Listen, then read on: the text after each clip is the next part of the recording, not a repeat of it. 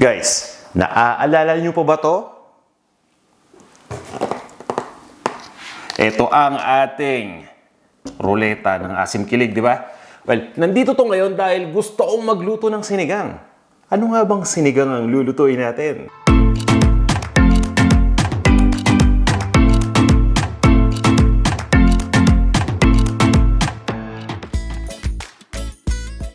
Welcome sa Panlasang Pinoy! Para sa ating episode ngayong araw na to, magluluto tayo ng... Yan! Pork nigang! At para sa ating recipe, gagamitin natin ito. Gusto nyo ba to? Itong Knorr sinigang sa sampalok na may gabi. Ito yung mga ingredients na gagamitin natin para sa ating recipe. Bisita rin kayo sa panlasangpinoy.com para makita ninyo yung kumpletong recipe nitong ating pork nigang. Kaya kung handa na kayo, tara na! Sabayan nyo na ako magluto. So yan, habang pinapainit natin itong lutuan, itong gagawin nating pork nigang, kailangan natin itong igisa. Kaya naman, maglalagay ako ng mantika. Konti lang. At ipe-prepare ko ng ibang mga sangkap. Magigisa lang ako ng kamatis at ng sibuyas. Hindi tayo gagamit ng bawang dito Ito munang sibuyas. Unahin natin. Pagdating sa sibuyas, hinihiwa ko lang to into wedges.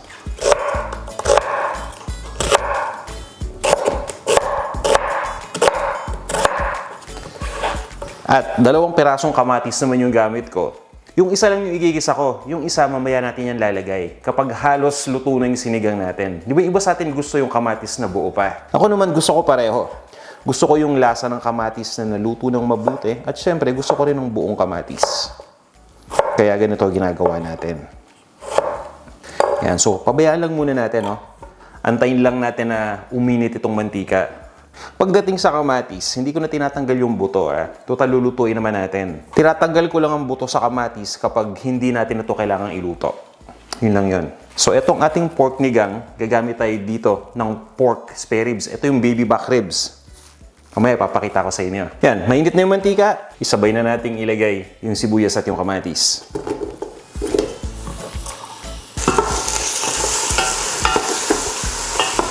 Yan, so haluin lang natin yan at itutuloy lang natin ang pag-isa dito hanggang sa mag-separate na lahat ng layers ng sibuyas. Habang nangyayari yan, ipe-prepare muna natin yung pork.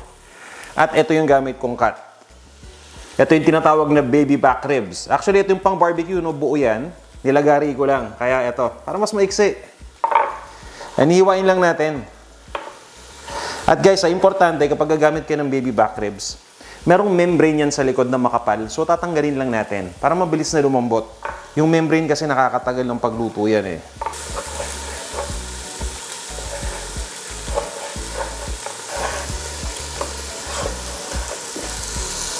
Malapit na.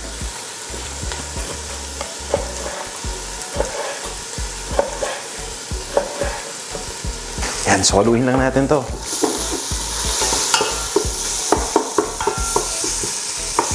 Yan, so naghiwalay na yung sibuyas. Yan, hindi natin dinamin yung mantika. Ayaw natin na lumutang yung maraming mantika sa ating sabaw, di ba? Kaya tamang dami lang. Idiretso na natin tong pork. Mamaya magmamantika rin kasi to.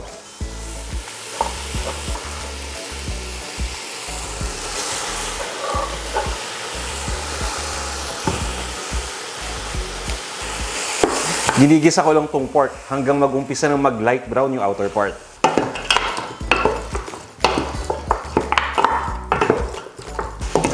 So yan, halo-halo lang tayo At halos malapit na So nag-light brown na halos lahat ng ating ribs. So yung iba sa atin natatakot kapag may nakikitang dugong lumalabas. Normal lang yan dahil ribs ito So may buto. Yung bone marrow, dun ginagawa yung dugo, di ba? Kaya maraming dugo yung mga buto. Yan, siguradong magiging malasa na to. Dahil nagisa na nating mabuti yung pork, yung kamatis, pati na rin yung sibuyas. Ganito rin ba kayo magluto minsan ng sinigang na baboy? Yung tipong ginigisa? Ano mga parte ng baboy ang ginagamit ninyo? Gumagamit din ba kayo ng spare ribs? Siyempre, liyan po, di ba? Common yan. Comment naman.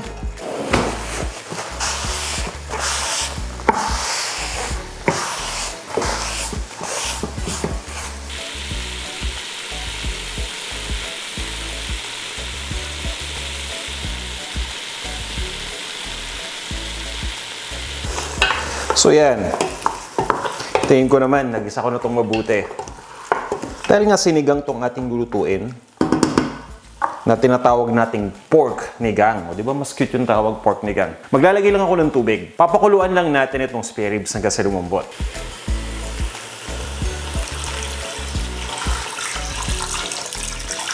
Yan, takpan lang muna natin itong lutuan at pabayaan lang natin kumulo yung liquid.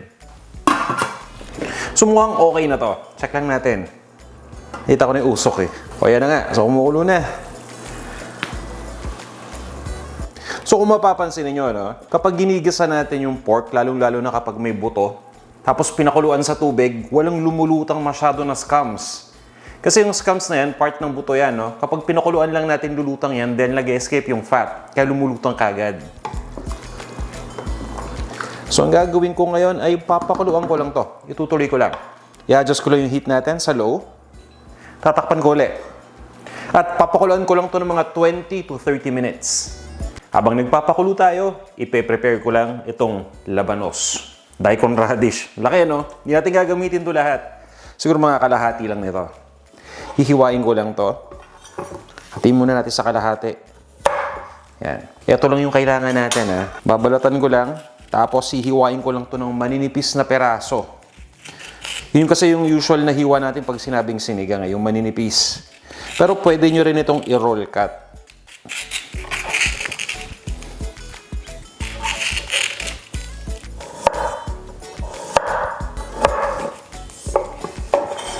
So yan, ayos na tong ating labanos. Yan, after natin itong mapakuluan ng 30 minutes. Ito na yan. Hahaluin ko lang muna para makita natin. Ayan, tingin ko malambot na to. Ilalagay ko lang itong nahiwa na natin kanina na labanos o yung daikon radish. Haluin lang natin. At syempre, para makompleto itong ating pork nigang, ito na rin ang ating Knorr sinigang sa sampalok recipe mix na may gabi. So, ang gamit ko dito yung 44 gram pack. Pagkalagay nitong ating Knorr sinigang mix na may gabi, hahaluin ko lang. Gusto ko pang maluto yung labanos. Kaya pinakuluan lang natin to ng 30 minutes. Actually, kahit na naluto na natin yung pork at medyo malambot na yan, kailangan pa natin itong palambutin mabuti. Kaya itutuloy natin yung pagpapakulo. Tatakpan ko dito. At papakuluan lang natin ito hanggang sa tuluyan ng lumambot yung laman ng pork. Siguro mga 20 minutes or so, i-check na lang natin para talagang sigurado tayo.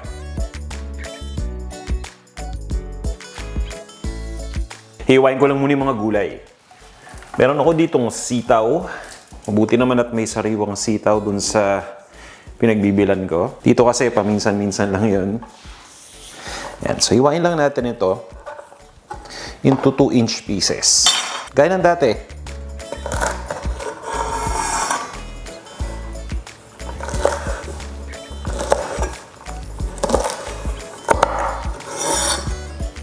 So, ready na itong sitaw natin. No? Ano po ba yung pwedeng hiwain dito? Ito. Kamatis. Sabi ko sa inyo kanina, di ba? Gusto ko yung kamatis, dalawa. Yung isa, yung ginigisa, tapos naglalagay din ako ng kamatis bago maluto ng tuluyan yung sinigang. Para maganda din yung presentation natin. Yung una kasi sa lasa yon, yung ginisa natin. Yan, so okay na rin yung kamatis. Itong talong, hihiwain ko to bago natin ilagay. Yung tipong kailangan na natin ilagay kasi nag-oxidize to eh. Pag iniuwa ko to ngayon pa lang, mangingitim yung pinaghiwaan. Kaya hindi ko ginagawa yung agad-agad. Ano pa yung mga gulay natin? So yung okra hindi na natin kailangan hiwain. Ilipat lang natin dito para sabay-sabay. Tsaka yung sile, hindi na rin, no? Tapos, ang kakaiba dito sa ating sinigang, gagamit ako ng bok choy. Pwede tayong gumamit ng mga alternative ingredients. Gusto ko lang ipakita sa inyo. Yan, so eto hihiwain natin. Nahugasan ko na lahat ng mga gulay na to eh.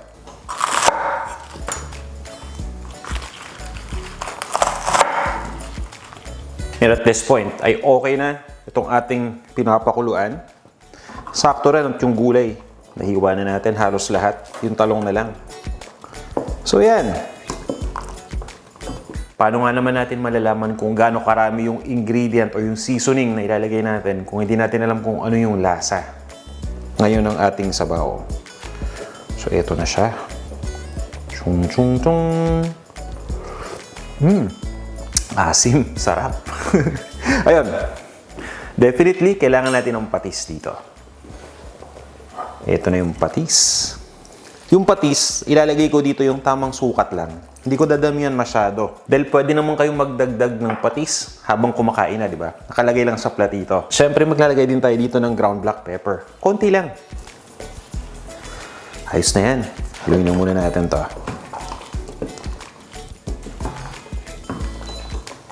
At ilagay na natin yung mga gulay. Ito na yung sitaw. And sasabay ko na rin yung okra pati yung sili, ha. So, ito yung natirang sitaw, okra, siling haba. Ang dami pwedeng ilagay sa sinigang, no? Hindi nyo naman kailangan kumpletuhin lahat ng gulay kung available lang. Tapos, isasabay ko na rin itong kamatis. Ayan. Haluin lang natin yan. At ilalagay ko na yung talong. So, yan na. Hinihiwa ko na yung talong.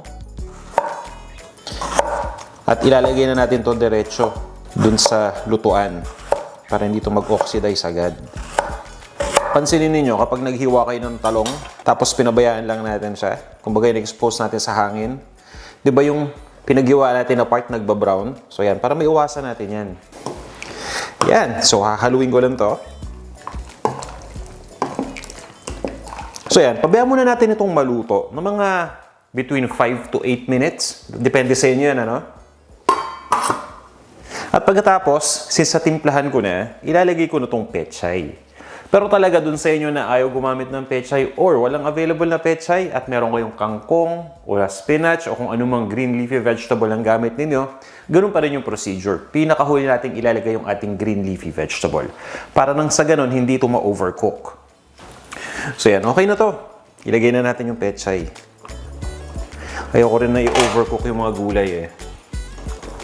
So, halo-halo lang muna tayo sandali. Ang ganda na, no? Tingin nga ng ribs. So, yan, di ba?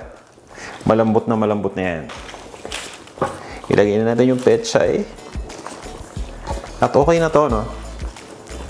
Yan. Nalagay ko lang sa ilalim ng sabaw yung pechay para maluto agad. Pagkatapos, tatakpan ko lang. Turn off ko yung heat. Pabayaan lang natin ito ng mga 3 minutes. Pabayaan natin yung residual heat ang magluto dun sa pechay. Lipat lang natin ito sa isang serving bowl pagkatapos at iserve na natin. Ready na itong ating pork nigang. Dapat, diba, para kompleto. Lalagyan natin ng mainit na sabaw. Ito na.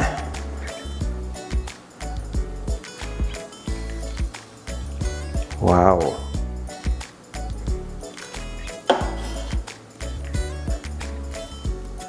Ang sarap talaga ng napaka-asim na sinigang. Tapos, ganyan pakainit yung sabaw, no? O, diba? Anong tingin ninyo? Okay, diba? Kwento nyo naman sa akin kung paano kayo magluto ng pork nigang o pork sinigang. Yan. Ito na ang ating pork nigang. Tara, tikman na natin. Ito na. Ang sarap, ang asim. Nakakakilig talaga yung asim niya, promise. Ito talaga yung gusto ko sa sinigang, yung maasim na nakakakilig. At ang ganda pa dito kasi medyo malapot yung sabaw dahil dun sa gabi, di ba? Kaya ginagamit ko nor sinigang mixed with gabi. Ngayon, ito naman. Gusto kong tikman yung pork. Napakalambot. You know?